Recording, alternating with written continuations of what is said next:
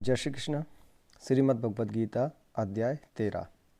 श्री भगवान बोले, हे अर्जुन, यह शरीर क्षेत्र इस नाम से कहा जाता है और इसको जो जानता है उसको क्षेत्रज्ञ इस नाम से उनके तत्व को जानने वाले ज्ञानीजन कहते हैं। हे अर्जुन, तू सब क्षेत्रों में क्षेत्रज्ञ अर्थात जीवात्मा भी मुझे ही जान और क्षेत्रज्ञ को अर्थात विकार सहित प्रकृति का और पुरुष का जो तत्व से जानना है वह ज्ञान है, ऐसा मेरा मत है। वह क्षेत्र जो और जैसा है तथा जिन विकारों वाला है और जिस कारण से जो हुआ है तथा वह क्षेत्रज्ञ भी जो और जिस प्रभाव वाला है, वह सब संक्षेप में मुझसे सुन। यह क्षेत्र और क्षेत्रज्ञ का तत्व ऋषियों द्वारा बहुत प्रकार से कहा गया है और विविध वेद मंत्रों द्वारा भी विभाग पूर्वक कहा गया है तथा भांति भांति निश्चय करके युक्त युक्त ब्रह्मसूत्र के पदों द्वारा भी कहा गया है। 5 महाभूत अहंकार, बुद्धि और मूल प्रकृति भी तथा 10 इंद्रियां, 1 मन और 5 इंद्रियों के विषय अर्थात शब्द, स्पर्श, रूप, रस और गंध तथा इच्छा, द्वेष, सुख, दुख, स्थूल देह का पिंड, चेतना और घृति, इस प्रकार विकारों के सहित यह क्षेत्र संक्षेप में कहा गया है। श्रेष्ठता के अभिमान का अभाव, दंभाचरण का अभाव, किसी भी प्राणी को किसी प्रकार भी न सताना, क्षमा भाव, मन वाणी आदि की सरलता, श्रद्धा, भक्ति सहित गुरु की सेवा, बाहर भीतर की शुद्धि, अंतःकरण की स्थिरता और मन इंद्रियों सहित शरीर का निग्रह, इस लोक और परलोक के संपूर्ण भोगों में आसक्ति का अभाव और अहंकार का भी अभाव, जन्म, मृत्यु, जरा और रोग आदि में दुख और दोषों का बार बार विचार करना, पुत्र, स्त्री, घर और धन आदि में आसक्ति का अभाव, ममता का न होना तथा प्रिय और अप्रिय की प्राप्ति में सदा ही चित्त का सम होना, मुझ परमेश्वर में अनन्य योग के द्वारा अव्यभिचारणीय भक्ति तथा एकांत और शुद्ध देश में रहने का स्वभाव और विषयासक्त मनुष्यों के समुदाय में प्रेम का न होना, अध्यात्म ज्ञान में नित्य स्थिति और तत्व ज्ञान के अर्थरूप परमात्मा को ही देखना, यह सब ज्ञान है और जो इससे विपरीत है वह अज्ञान है, ऐसा कहा गया है।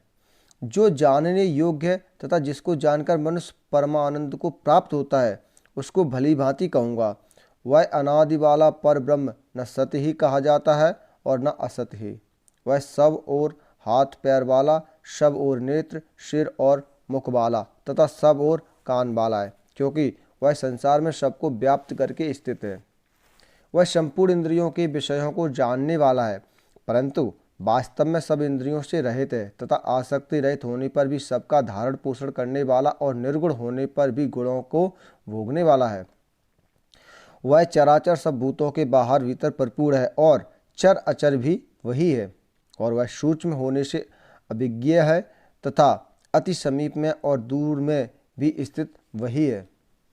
वह परमात्मा विभाग रहित एक रूप से आकाश के सदृश परिपूर्ण होने पर भी चराचर संपूर्ण भूतों में विभक्त सा स्थित प्रतीत होता है तथा वह जानने योग्य परमात्मा विष्णु रूप से भूतों को धारण पोषण करने वाला और रुद्र रूप से संहार करने वाला तथा ब्रह्म रूप से सबको उत्पन्न करने वाला है। वह परब्रह्म ज्योतियों का भी ज्योति एवं माया से अत्यंत परे कहा जाता है। वह परमात्मा बोध स्वरूप जानने के योग्य एवं तत्व ज्ञान से प्राप्त करने के योग्य है और सबके हृदय में विशेष रूप से स्थित है। इस प्रकार क्षेत्र तथा ज्ञान और जानने योग्य परमात्मा का स्वरूप संक्षेप से कहा गया। मेरा भक्त इसको तत्व से जानकर मेरे स्वरूप को प्राप्त होता है।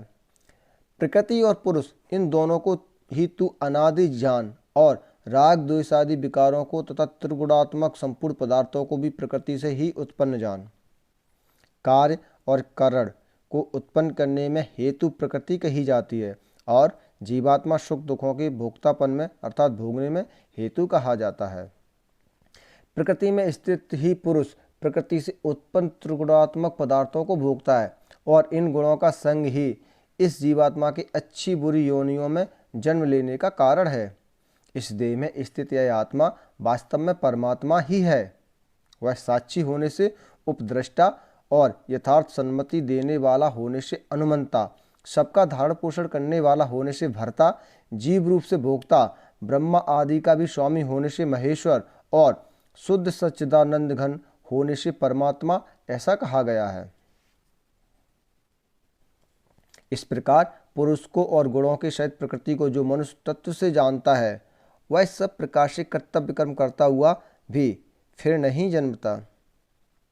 उस परमात्मा को कितने ही मनुष्य तो शुद्ध हुई सूक्ष्म बुद्धि से ध्यान के द्वारा हृदय में देखते हैं, अन्य कितने ही ज्ञान युग के द्वारा और दूसरे कितने ही कर्म युग के द्वारा देखते हैं, अर्थात प्राप्त करते हैं। परंतु इनसे दूसरे अर्थात जो मंद बुद्धि वाले पुरुष हैं, वे इस प्रकार न जानते हुए दूसरों से अर्थात तत्व के जानने वाले पुरुषों से सुनकर ही तदनुसार उपासना करते हैं, और वे श्रवणपरायण पुरुष भी मृत्यु रूप संसार सागर को निस्संदेह तर जाते हैं। हे अर्जुन, यावन मात्र जितने भी स्थावर जंगम प्राणी उत्पन्न होते हैं, उन सबको तू क्षेत्र और क्षेत्रज्ञ के संयोग से ही उत्पन्न जान। जो पुरुष नष्ट होते हुए सब चराचर भूतों में परमेश्वर को नाश रहित और समभाव से स्थित देखता है, वही यथार्थ देखता है। क्योंकि जो पुरुष सब में समभाव से स्थित परमेश्वर को समान देखता हुआ अपने द्वारा अपने को नष्ट नहीं करता, इससे वह परम गति को प्राप्त होता है। और जो पुरुष संपूर्ण कर्मों को सब प्रकार से प्रकृति के द्वारा ही किए जाते हुए देखता है और आत्मा को अकर्ता देखता है, वही यथार्थ देखता है। जिस क्षण यह पुरुष भूतों के पृथक पृथक भाव को एक परमात्मा में ही स्थित तथा उस परमात्मा में ही संपूर्ण भूतों का विस्तार देखता है, उसी क्षण वह सच्चिदानंद घन परब्रह्म को प्राप्त हो जाता है। हे अर्जुन, अनादि होने से और निर्गुण होने से यह अविनाशी परमात्मा शरीर में स्थित होने पर भी वास्तव में न तो कुछ करता है और न लिप्त ही होता है। जिस प्रकार सर्वत्र व्याप्त आकाश सूक्ष्म होने के कारण लिप्त नहीं होता, वैसे ही देह में सर्वत्र स्थित आत्मा निर्गुण होने के कारण देह के गुणों में लिप्त नहीं होता। हे अर्जुन, जिस प्रकार एक ही सूर्य इस संपूर्ण ब्रह्मांड को प्रकाशित करता है, उसी प्रकार एक ही आत्मा संपूर्ण क्षेत्र को प्रकाशित करता है। इस प्रकार क्षेत्र और क्षेत्रज्ञ के भेद को तथा कार्य सहित प्रकृति से मुक्त होने को जो पुरुष ज्ञान नेत्रों द्वारा तत्व से जानते हैं, वे महात्मा जन परम ब्रह्म परमात्मा को प्राप्त होते हैं। जय श्री कृष्ण। श्रीमद् भगवद गीता अध्याय 13 संपूर्ण हुआ।